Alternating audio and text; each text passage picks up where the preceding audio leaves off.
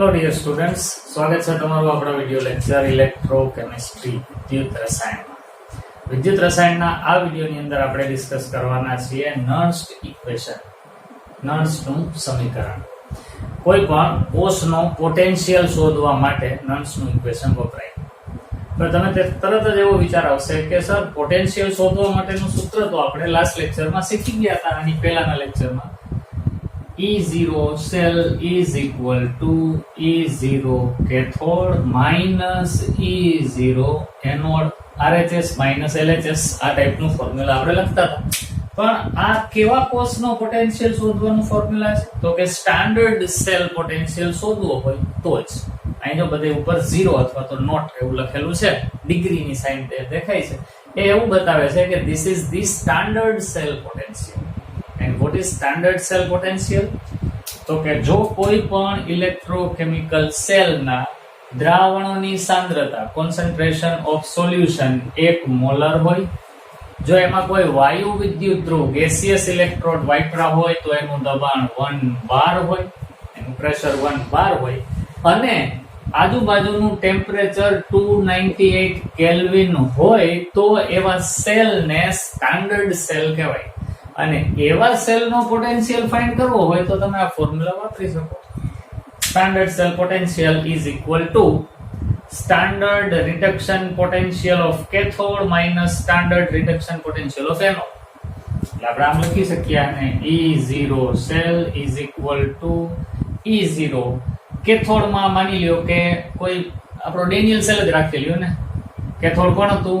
Cu+2 Cu cathode, reduction potential એટલે આમ લખવાનું માઇનસ એનોડ Zn+2 Zn। આની વેલ્યુ ક્યાંથી મળી જાય? તો કે ઓલા EMF શ્રેણીના ટેબલમાંથી આની વેલ્યુ પણ ત્યાંથી મળે। આ હતું 0.34 અને આ હતું -0.76, that means 0.34 plus 0.76, that is 1.1 volt. This is the standard cell potential for Daniell cell. તો સ્ટાન્ડર્ડ સેલ તો આવી રીતના મળી જાય। સ્ટાન્ડર્ડ સેલ પોટેન્શિયલ સ્ટાન્ડર્ડ ક્યારે ગણવાનું? કોન્સન્ટ્રેશન ઓફ સોલ્યુશન 1 મોલર હોય, દબાણ હોય તો 1 બાર હોય, અને ટેમ્પરેચર 298 કેલ્વિન હોય તો। પણ એવું હંમેશા જરૂરી નથી કે બધા જ ઇલેક્ટ્રોકેમિકલ સેલમાં દ્રાવણોની કોન્સન્ટ્રેશન 1 મોલર જ હોય, એવું દર વખતે ના બને, એના કરતા જુદી હોય તો એવી કન્ડિશનમાં એ સેલને સ્ટાન્ડર્ડ સેલ ન કહેવાય। તો એવા નોન સ્ટાન્ડર્ડ સેલ એનો પોટેન્શિયલ ફાઇન્ડ કરવો હોય તો શું કરવાનું? એનો જવાબ નર્ન્સ્ટે આપ્યો। એણે એક ઇક્વેશન ડિરાઈવ કર્યું થર્મોડાયનેમિક્સની પ્રોપર્ટીનો ઉપયોગ કરીને, ડેલ્ટા G અને સમતુલન અચળાંક Kc અને ડેલ્ટા G અને સેલ પોટેન્શિયલ એ બે વચ્ચેના સંબંધના સૂત્રો ઉપરથી નર્ન્સ્ટે આ સમીકરણની તારવણી કરી। એ સમીકરણનું ડેરિવેશન પણ આપણે જોઈ શકીએ, પણ આપણે અત્યારે એમાં સમય ખર્ચવાના નથી। આપણી બુકમાં જેમ આપેલું છે એમ સીધું આપણે નર્ન્સ્ટ ઇક્વેશન એને જે રીતના ગોઠવીને આપેલું છે એના ઉપરથી આપણે પછી એના જુદા જુદા રૂપાંતરો જોશું। તો વાત એવી છે કે બધા જ કોષ સ્ટાન્ડર્ડ સેલ હોતા નથી। તાપમાન, દબાણ કે સાંદ્રતા બદલાઈ જાય તો એવા કોષને નોન સ્ટાન્ડર્ડ સેલ કહેવાય। એનો પોટેન્શિયલ એને E સેલ કહેવાય। E cell, E not cell નહીં, ખાલી E જ લખેલો હોય, ઉપર નોટ ડિગ્રીની સાઇન ન કરેલી હોય, સમજવાનું this is the non standard cell. એનો પોટેન્શિયલ ફાઇન્ડ કેમ કરવો એ આને શીખવાય। તો આપણે અત્યારે શીખવાના છીએ કે કઈ રીતે કોઈ નોન સ્ટાન્ડર્ડ સેલનો પોટેન્શિયલ ગોતી શકાય। તો વાત આપણી શરૂ કરીએ છીએ। આ તમને પૂર્વ ભૂમિકા માટે મેં બતાવેલું હતું કે સ્ટાન્ડર્ડ સેલ પોટેન્શિયલ શોધતા આપણે શીખી ગયા કેથોડ માઇનસ એનોડ, એમાં સ્ટાન્ડર્ડ રિડક્શન પોટેન્શિયલની જ વેલ્યુ ઓલા ટેબલમાંથી મૂકીને આપણે કામ ચલાવતા હતા। પણ નોન સ્ટાન્ડર્ડ સેલ હોય તો શું કરવાનું એની વાત હવે શરૂ થાય છે। જેમ પહેલા કીધું તેમ પાછું યાદ કરાવી દઉં, આપણે આખા ચેપ્ટરમાં જ્યાં પણ પોટેન્શિયલની ડિસ્કશન કરીએ ત્યાં હંમેશા રિડક્શન પોટેન્શિયલને જ ધ્યાનમાં લઈ અને ચર્ચાઓ કરવાની છે। ચાલો ચર્ચા શરૂ કરીએ। કોઈ પણ એક સાદો એવો ઇલેક્ટ્રોડ લઈ લઉં કે જેમાં રિડક્શનની પ્રક્રિયા થાય છે, કોઈ પણ ઈચ્છા થાય એવું તો મેટલનો કોઈ આયન લઈ અને એનું રિડક્શન થતું હોય એવી એક રિએક્શન અહીંયા બતાવો. ધારો કે કોઈ કાલ્પનિક રેડોક્સ પ્રક્રિયા નીચે મુજબ છે. રેડોક્સ અર્ધ પ્રક્રિયા છે, અત્યારે રિડક્શન અર્ધ પ્રક્રિયા લખવાનું છું. માની લો કે આપણી પાસે M+1 એવો આયન હોય, M+1 પ્લસ એક ઇલેક્ટ્રોન એક્સેપ્ટ કરી લઈએ તો એમાંથી બની જાય એમ. તો આ આપણું રિડક્શન રિએક્શન થઈ. આનો ઉપયોગ કરીને હવે આ હાફ સેલ નો પોટેન્શિયલ ફાઇન્ડ કરવો હોય તો આમ લખવું પડે E. આનો રિડક્શન પોટેન્શિયલ લખવો છે તો આને સ્ટાન્ડર્ડ સેલ પોટેન્શિયલ કેવું હોય તો E0 M+1 ઓબ્લિક M આવું થાય.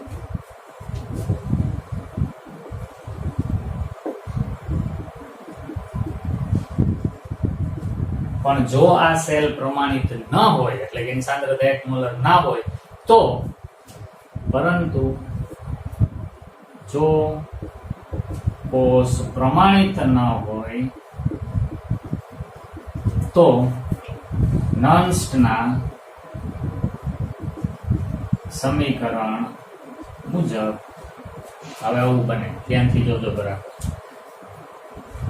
E M+M, જો મેં માથે ડોટ નથી કર્યું એનો અર્થ એવો થયો કે બિન પ્રમાણિત કોષ પોટેન્શિયલ બરાબર E0 M+M minus RT upon NF ln Kc. આ નર્ડ્સનું સમીકરણ છે. આનું ડેરિવેશન મેં કીધું એમ કરી શકાય થર્મોડાયનેમિક્સનો ઉપયોગ કરીને, પણ અત્યારે એની ચર્ચામાં આપણે ઉતરવું નથી. આ તમને રસ પડે તો તમારી મેળે તમે ટ્રાય કરજો જી કે થર્મો ડેલ્ટા જી અને કેસી અને ઈ સેલ આ ત્રણેય વચ્ચેનો સંબંધ પ્રસ્થાપિત કરતું સૂત્ર તમે બનાવશો એટલે તમને છેલ્લે આ મળશે. તો બિન પ્રમાણિત અર્ધકોષનું પોટેન્શિયલ બરાબર પ્રમાણિત કોષ potential minus RT upon NF ln Kc. આ ફોર્મ્યુલા છે. હવે એનું મીનિંગ સમજીએ. આ શું તો કે બિન પ્રમાણિત અર્ધકોષનો રિડક્શન પોટેન્શિયલ. આ શું તો કે પ્રમાણિત અર્ધકોષનો રિડક્શન પોટેન્શિયલ. આ બધી વસ્તુઓ જાણીતી જ છે. જુઓ તો R બરાબર સાર્વત્રિક વાયુ અચળાંક અને એની વેલ્યુ તમે કેટલી લેવાના 8.314 જૂલ પર મોલ કેલ્વિન. જૂલ વાળી જ વેલ્યુ લેશું. શું કામે તો કે અહીંયા ઈ સેલ વોલ્ટેજ છે જે વોલ્ટમાં હોય, વોલ્ટ એટલે જૂલ પર કુલમ, તો પછી આરે આપણે જૂલના ફોર્મેટમાં જ લેવો જોઈએ. ચાલો આગળ વધીએ. T તાપમાન, થર્મોડાયનેમિક ટેમ્પરેચર કેલ્વિનમાં. હવે એક વાત યાદ રાખજો કે R ની વેલ્યુ અચળ છે, બધા જાણીએ જ છીએ. T છે ને એ ખરેખર આદર્શ કોષ હોય સ્ટાન્ડર્ડ સેલ તો 298 કેલ્વિન હોય, કંઈ કરતા જુદી પણ હોઈ શકે. પણ આપણા માટે એક સુવિધા છે, આ આખા ચેપ્ટરમાં કોઈ પણ બિન પ્રમાણિત કોષ હશે ને તો પણ ટેમ્પરેચર તો 298 કેલ્વિન જ લેવાનું છે, સાંદ્રતા ખાલી બદલતી રહેશે. તો સારું કહેવાય, આપણા માટે આ એક સુવિધા છે આપણા સિલેબસ પૂરતી. પછી બધે એવું ના હોય. આપણા સિલેબસમાં એટલે કે નીટ અને જેઈ માં પણ ટેમ્પરેચર હંમેશા નોન સ્ટાન્ડર્ડ સેલ હોય તો પણ 298 કેલ્વિન જ રહે છે. તો હું લખી જ નાખું ટેમ્પરેચર 298 કેલ્વિન. n હેરફેર પામતા ઇલેક્ટ્રોનની સંખ્યા. n એટલે શું તો કોઈ પણ રેડોક્સ રિએક્શનમાં કેટલા ઇલેક્ટ્રોનનો આપલે થાય છે, ટ્રાન્સફર ઓફ ઇલેક્ટ્રોન. અહીંયા એકની જ આપલે થઈ છે, એક લીધું તો એની વેલ્યુ આ રિએક્શન માટે 1 બનશે. અને F જે કદાચ અત્યારે તમને નવીન તો ન લાગવું જોઈએ પણ છતાંય એને કહેવાય ફેરેડે અચળાંક. માઇકલ ફેરેડેના નામ ઉપરથી ફેરેડે અચળાંક. એની વેલ્યુ રાઉન્ડ ફિગરમાં 96,500 કુલમ્બ લેવામાં આવે છે. હું રાઉન્ડ ફિગરમાં કહું છું. શું કામે તો કે એક્ઝેક્ટ વેલ્યુ આ નથી. એક્ઝેક્ટ વેલ્યુ 96,487 ની આડે ગાળે છે. આપણે એને 96,500 લઈએ છીએ. કઈ રીતે? સાવ સહેલું ભાઈ, જો અહીં લખી દઉં છું લાલ કલરે, પછી એ ચેક નાખીશ પાછું. 1 ફેરેડે બરાબર 1 મોલ ઇલેક્ટ્રોનનો વીજભાર. જો હવે તમે કરી લો, 1 ફેરેડે એટલે 1 મોલ ઇલેક્ટ્રોનનો વીજભાર. આમ લખાય ને, 1 મોલ ઇલેક્ટ્રોન એટલે 6.022 ગુણ્યા 1023 ઇલેક્ટ્રોનનો વીજભાર. હવે 1 ઇલેક્ટ્રોનનો વીજભાર કેટલો હોય? 1.602 into 10 to the power minus 19 coulomb. અને આમ કરો, 6.022 into 10 to the power 23 multiplied by 1.602 into 10 to the power minus 19. આ બેનું મલ્ટીપ્લિકેશન કરશો, જે આંકડો આવશે ને એ 96,500 ની નજીકનો આવશે. બસ એટલે રાઉન્ડ ફિગરમાં 96,500 લેવાના, જેથી આપણને યાદ પણ રહે, કેલ્ક્યુલેશનમાં પણ સહેલું પડે. તો આ બધી ટર્મ્સ નો મીનિંગ અહીં લખેલો છે ને. કેસી તો તમે જાણો છો, કેસી ઇઝ ઇક્વિલિબ્રિયમ કોન્સ્ટન્ટ, સમતુલન અચળાંક.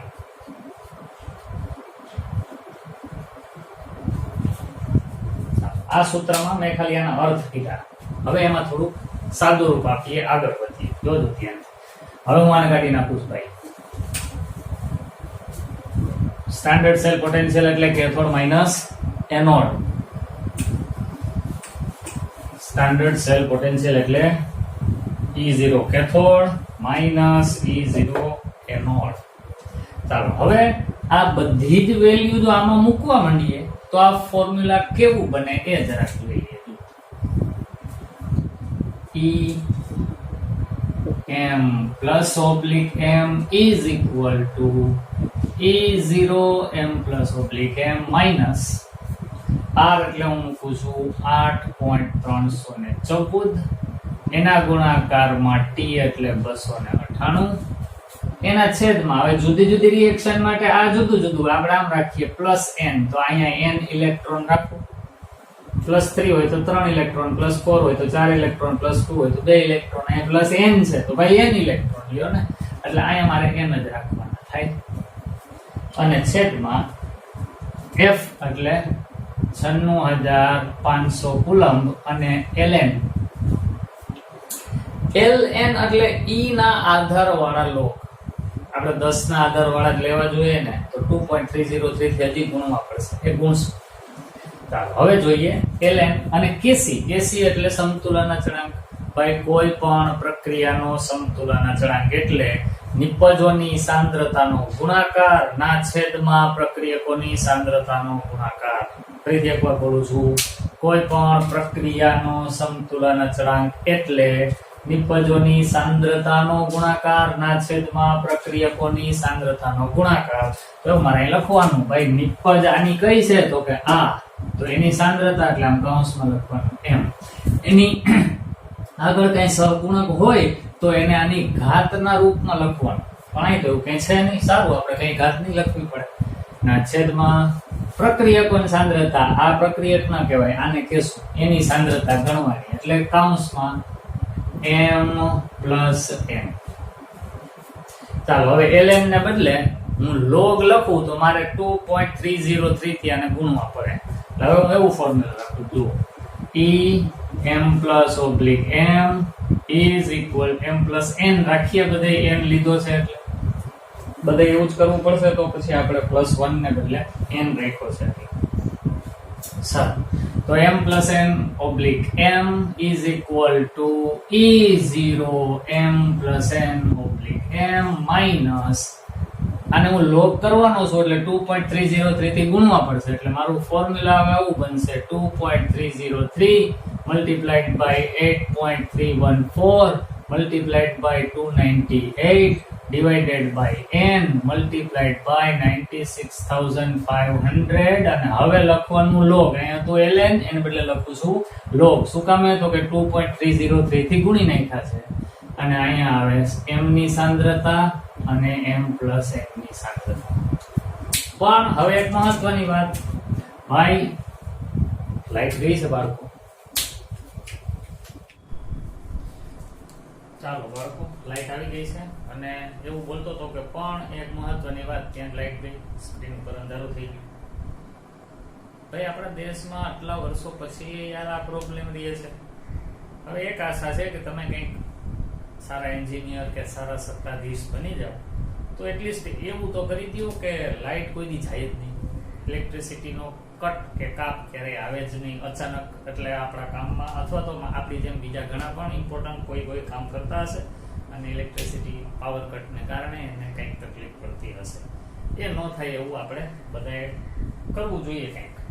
ઠીક છે, ચાલો આપણી વાત આગળ વધારીએ. મહત્વની વાત એ હતી કે કોઈ પણ રાસાયણિક પ્રક્રિયામાં ધાતુ મેટલ જ્યારે ઘન સ્વરૂપમાં હોય ત્યારે આખી પ્રક્રિયા દરમિયાન એની સાંદ્રતા અચળ લેવામાં આવે. એટલે અહીંયા હું એ લખી દઉં છું કે ઘન પદાર્થની સાંદ્રતા concentration of solid remains constant, હંમેશા અચળ રહે છે. એટલે એની સાંદ્રતાને એકમ ગણવામાં આવે. એટલે આના બરાબર 1 કહી દઈએ એટલે molarity of metal is equal to 1. તો પછી આપણું ફોર્મ્યુલા આવું બની જાય E m plus n oblique m is equal to E0 m plus n oblique m minus, અને આમ લખું 2.303 multiplied by 8.314 multiplied by 298 divided by n into 96,500 log 1 upon m plus n. હવે જો તમે કેલ્ક્યુલેટરનો ઉપયોગ કરી આ બધાનો ગુણાકાર કરીને એને 96,500 થી ભાગશો એટલે મને તો એનો જવાબ ખબર છે, કારણ કે મેં તો કેટલી બધી વખત આ લખ્યું છે. થોડાક દિવસોમાં તમે એ કક્ષાએ પહોંચી જવાના છો. એટલે હું તો અહીંયા લખું છું સીધું, તમે એક વખત ચેક કરજો. આ બધાનો ગુણાકાર કરીને આનાથી ડિવાઈડ કરજો એટલે 0.059 અપોન આ n તો એમને રહેશે જ, અને પછી આવશે log 1 upon m plus n. આ ફોર્મ્યુલા આપણું ફાઇનલ ફોર્મ્યુલા થયું આ અર્ધ પ્રક્રિયા માટેના રિડક્શન પોટેન્શિયલ ને શોધવા. જે આપણું કામ પૂરું નથી થયું, આ તો ખાલી અર્ધ કોષનો જ પોટેન્શિયલ આવ્યો. પ્રમાણિત અર્ધ કોષનો પોટેન્શિયલ લઈ એમાંથી અમુક વસ્તુ માઈનસ થાય ત્યારે આપણા બિન પ્રમાણિત અર્ધ કોષનો પોટેન્શિયલ મળે. પણ આપણે તો હજી આખા કોષ માટે નોન્સ ઇક્વેશન લખવું છે. તો આ સમીકરણ છે એ શું છે તો એમ લખી દઉં, સમીકરણ 1 એ બિન પ્રમાણિત અર્ધકોષના પોટેન્શિયલ માટેનું નોન્સ્ટ સમીકરણ છે. So this is the Nernst equation for the potential of non-standard half cell. આપણે તો આખા કોર્સનું લખવું છે એટલે હજી મારે બોર્ડને આખું સાફ કરી અને પાછું ઘણું બધું લખવું પડશે. વિડીયોને પોઝ કરો, પહેલા અહીંયા સુધીનું લખો, પછી આપણે આખો કોર્સ જે આપણો જાણીતો છે ડેનિયલ કોર્સ એના પોટેન્શિયલ માટે નર્ન્સનું ઇક્વેશન લખશું. પોઝ કરીને પહેલા લખી.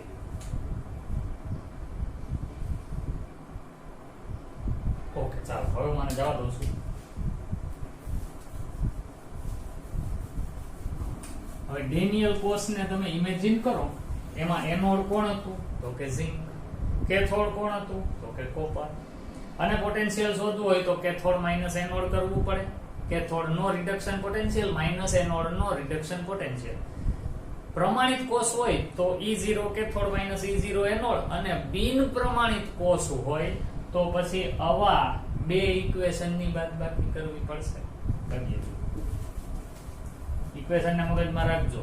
E0 એટલે E m plus n oblique m is equal to E0 m plus n oblique m minus 0.059 upon n log 1 upon m plus n. હવે એ ફોર્મ્યુલાને થોડીક વાર માટે રાખશું, પછી હમણાં ચેકી નાખીએ. હવે ડેનિયલ કોષ માટે નર્ન્સ ઇક્વેશન ની જગ્યા રોકે છે તો અહીં કાઢીને પછી મારે લખી નાખવાનું છે તો ચેકી નાખવાને. ડેનિયલ કોષ માટે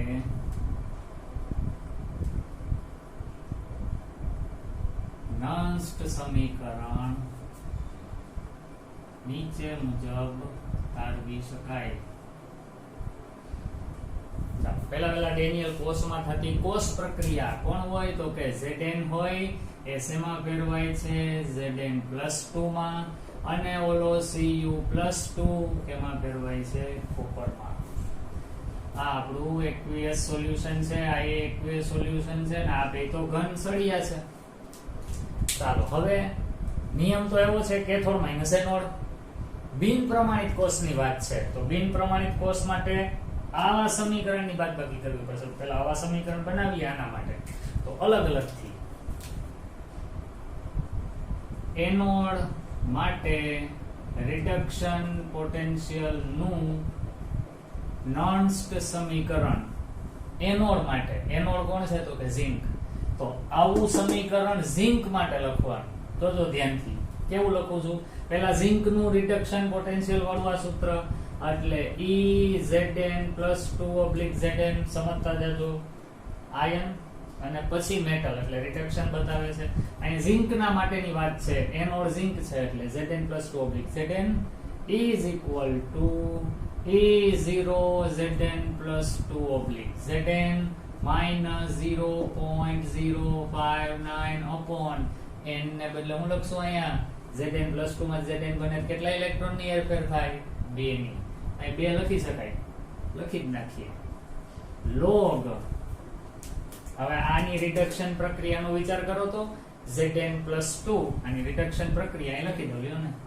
Zn+2 બે મોલ ઇલેક્ટ્રોન મેળવે Zn બને IUPAC એ કીધું છે ભાઈ તમારે પ્રક્રિયા તો રિડક્શન ની જ ધ્યાનમાં લેવાની ભલે ઓક્સિડેશન થતું હોય તોય તો Zn+2 બે ઇલેક્ટ્રોન મેળવે Zn બને તો નિપજમાં log નિપજોની સાંદ્રતા એટલે ઝિંક ધાતુ છે ઘન સ્વરૂપમાં એકડો લખવાનો છેદમાં પ્રક્રિયકોની સાંદ્રતા Zn+2 ની સાંદ્રતા ચાલો આ એક થઈ ગયું આને આપણે કહીએ સમીકરણ A એવી જ રીતના કેથોડ માટે રિડક્શન પોટેન્શિયલ નું નોન્સ્ટ સમીકરણ તો કેથોડની પ્રક્રિયા પાછી રિડક્શન પ્રમાણે જ લખીએ કોણ છે તો કે ભાઈ Cu+2 છે બે ઇલેક્ટ્રોન મેળવશે એમાંથી Cu બનશે લખી નાખીએ આની જેમ જ ECU+2/Cu is equal to E0Cu+2 Cu minus 0.059 upon 2 log નિપજોની સાંદ્રતા ઘન છે એકડો જ લખવાનો પ્રક્રિયકોની સાંદ્રતા Cu+2 અને કઈ સમીકરણ B ચાલો આ બે અર્ધ કોષો માટેના નંદ સમીકરણ આવી ગયા હવે આપણે તો આખા કોષનું નંદ સમીકરણ જોઈએ છે તો હવે સીધી ને સાચી વાત સમગ્ર કોષ માટે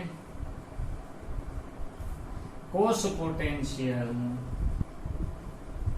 બરાબર cathode minus anode E cathode minus E anode E cathode minus E anode none સમીકરણ એટલે બિન પ્રમાણિત કોષ પ્રમાણિતમાં એમ જ કરતા હતા E0 cell is equal to E0 cathode minus E0 anode લેક્ચરની શરૂઆતમાં જે લખ્યું હતું બિન પ્રમાણિત કોષ માટે નન સમીકરણનો આધારે કોષ પોટેન્શિયલ બરાબર કેથોડ માઈનસ એનોડ પણ કેવા બિન પ્રમાણિત એ કાઈ વાંધો નહીં છે જ ને આપણી પાસે આને આપણે આ મેળવવું છે આવું કરવું પડશે તો કરીએ બાદબાકી આ બે માંથી કેથોડ કોણ છે હાર્યો એમાંથી કોને બાદ કરવાનું એનોડ ને તો સમીકરણ B માઈનસ સમીકરણ A કરવાનું તેથી સમીકરણ B માઈનસ સમીકરણ A કરતા ચાલુ કરીએ લખું છું જોજો ધ્યાનથી સમીકરણ B એટલે પહેલા આ લખું બરાબર ની આ બાજુની સાઈડ ECU+2/Cu માઈનસ આ Zn+2/Zn is equal to હવે વળી પાછું પહેલા આ પછી એમાંથી માઈનસ કરશું આ લખું લો થોડુંક વધારે થશે ભાઈ મોટા કૌંસની અંદર પહેલા આ લખી લેવાનું E0Cu+2Cu minus 0.059 upon 2 log 1 upon Cu+2 minus વળી પાછી લાઈટ ગઈ બાળકો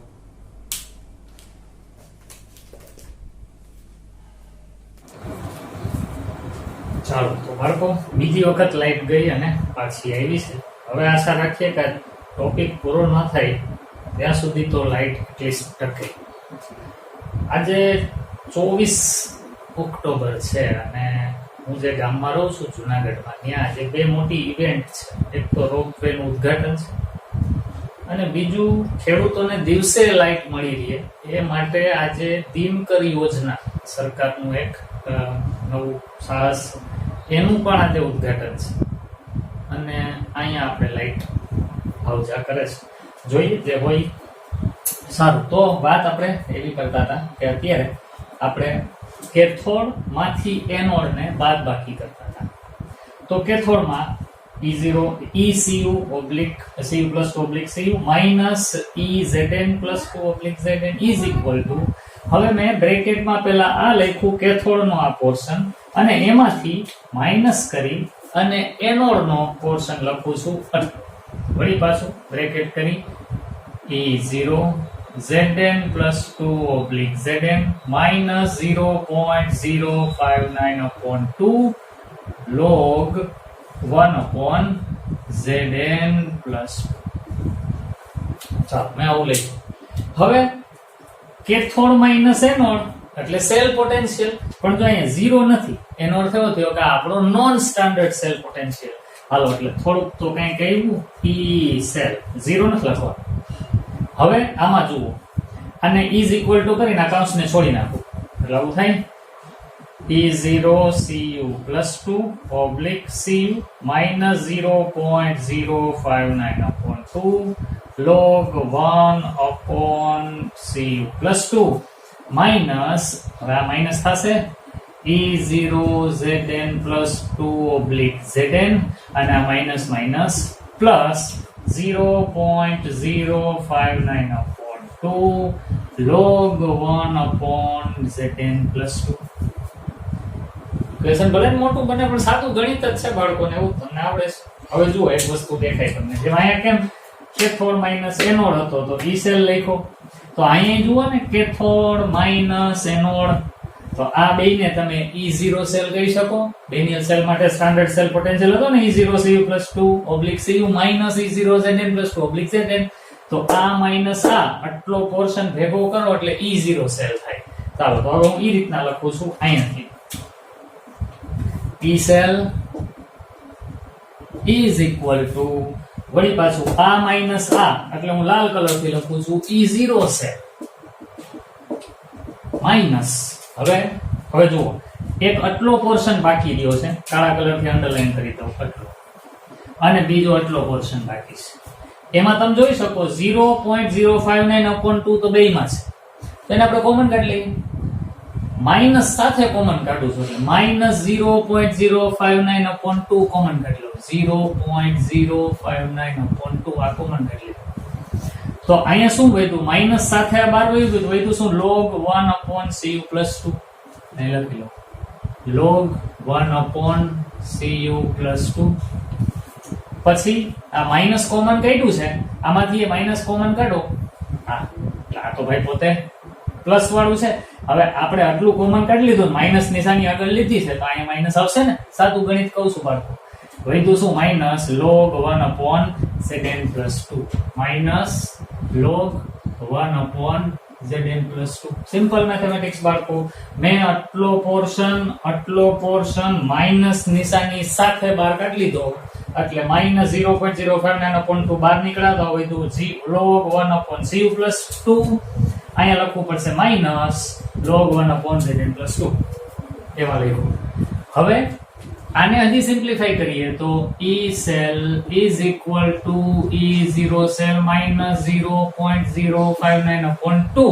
હવે જુઓ તો log માં બાદબાકી હોય ને તો ભાગાકાર કરવાનો, આને આમ લખાય log આ માઇનસ આ છે તો એનો અર્થ એવો થયો કે 1/CU plus 2 છેદમાં 1/ZN plus 2. log માં બાદબાકી હોય તો ભાગાકાર થાય, તો log આ માઇનસ log ઓલું બરાબર log આના છેદમાં ઓલું.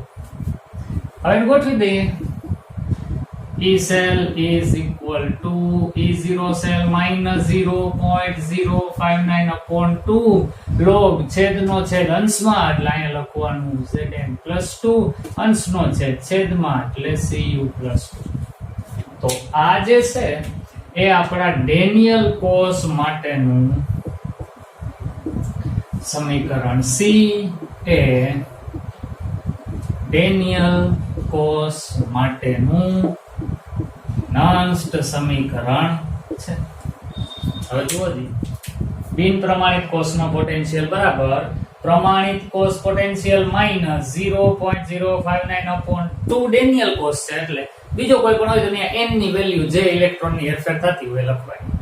log Zn plus 2 upon Cu plus 2 એનો મીનિંગ શું? એનોડની સાંદ્રતાના છેદમાં કેથોડની સાંદ્રતા. આમ પણ કહી શકો બીજી રીતના. આ ખરેખર સમતુલન અચળાંક છે. જો કેમ સમતુલન અચળાંક આ આખા ડેનિયલ કોષ માટે નિપજોની સાંદ્રતાનો ગુણાકાર એટલે આની સાંદ્રતા ગુણ્યા આની સાંદ્રતા. પણ આ તો ઘન છે, ઘનની સાંદ્રતા તો 1 લેવાય એટલે આ કેન્સલ થઈ જાય. તો અંશમાં શું આવ્યું? Zn plus 2 ની સાંદ્રતા. જો આ નિપજોની સાંદ્રતા ના છેદમાં પ્રક્રિયકોની સાંદ્રતાનો ગુણાકાર. એમાં પ્રક્રિયકોમાં આ તો 1 લેવું પડશે, આની સાંદ્રતા લખવાની. એટલે ખરેખર નોન્સ્ટ ઇક્વેશન ને એટલી બધી વાર આપણે લખશું બોલશું કે યાદ રહી જશે. E cell is equal to E0 cell minus 0.059 upon n log એનોડની સાંદ્રતા ના છેદમાં કેથોડની સાંદ્રતા. આમ યાદ રાખો એટલે કામ. એનોડની સાંદ્રતા ના છેદમાં કેથોડની સાંદ્રતા. આલ્ફાબેટિકલ ઓર્ડર જ છે. A upon C, પહેલા A પછી C. તો એ જ રીતના પાછું લખવું હોય તો હું સમીકરણને આમ લખી શકું કે તેથી E cell બરાબર E0 cell minus 0.059 upon n log એનોડની સાંદ્રતા ના છેદમાં કેથોડની સાંદ્રતા. તો આ થયું ડેનિયલ કોષ માટે નોન્સ્ટનું સમીકરણ. એક લેક્ચરની અંદર 2 વખત લાઈટ જવાને કારણે આપણે કટકા થયા છે, પણ હું પહેલા તો એવો વિચાર કર્યો પહેલી વાર લાઈટ ગઈ ત્યારે કે આખું ચેકિંગ ફરીથી પહેલે શરૂ કરીએ. પણ બાળકો જે એક વખત ફ્લો ભણાવવામાં આવ્યો એવું આર્ટિફિશિયલી બીજી વાર ન આવે. એક તો આપણે ભણાવીએ છીએ જ આર્ટિફિશિયલ છે, કારણ કે મારી સામે તમે નથી, એક નિર્જીવ મોબાઈલ છે. તો એવામાં જે ફ્લો હાલતો હતો એને આપણે જળવાઈ દઈએ એ હેતુથી ભલે વચ્ચે તમને કટકા જોવા મળશે, હું એવા રાખીશ વચ્ચે ભલે બ્લેક કલર આવી જાય, લાઈટ જવાનું દેખાય, લોકોને ફીલ થાય, એવું ઓરિજિનાલિટીમાં જ આપણે ટૂંકમાં રહેશું. તો આ લેક્ચરની અંદર નોન્સ્ટ ઇક્વેશન આપણે શીખ્યા છીએ. આવતા લેક્ચરમાં આ જ નોન્સ્ટ ઇક્વેશન ઉપરથી દાખલા અને એ જ નોન્સ્ટ ઇક્વેશનના બીજા કેટલાક રૂપાંતરો એના ઉપરથી આપણે શું શું તારવી શકીએ, શું જાણી શકીએ, એ બધું આના પછીના લેક્ચરમાં જોશું. તો આજના લેક્ચરમાં જે આપણે સમીકરણ ભણ્યા છીએ, લેક્ચરને એવું હોય તો વિડીયો પાછો જુઓ, પછી તમારી મેળે આખું નોન્સ્ટ ઇક્વેશન ડિરાઈવ કરતા શીખો. આના ઉપરની ડિટેલમાં ચર્ચા નીટ અને જેઈ રિલેટેડ આવતા લેક્ચરમાં આપણે કરવાના છીએ. તો નેક્સ્ટ વિડીયોમાં પાછા મળીએ, ત્યાં સુધી